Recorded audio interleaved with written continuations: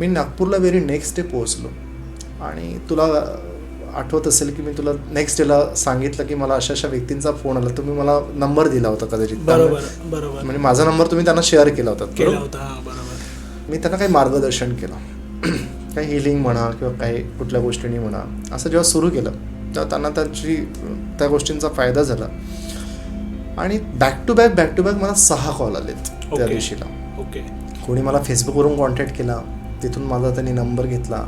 पण ज्या व्यक्तींचे मला कॉल आलेत, गिरनारवरून आल्यानंतर मला त्या पद्धतीने ती सेवा घडवून महाराजांनी करून घेतली. बरोबर. त्या बाबतीमध्ये कोणाला काही इश्यूज होते, कोणाला काही मार्गदर्शन होते, आणि माझ्याकडनं वचन घेण्यात आलं त्या दिवशीला की बाबा तू काही मार्गदर्शन करतोयस ना, ते काही मार्गदर्शन साधं नाही आहे, ते दत्तरूपी मार्गदर्शन आहे. ते काही तू गिरनारला जाऊन आलात, एक अननोन कॉलनी मला माझे पूर्णच्या पूर्ण डोळे ओपन केलेत त्या गोष्टी.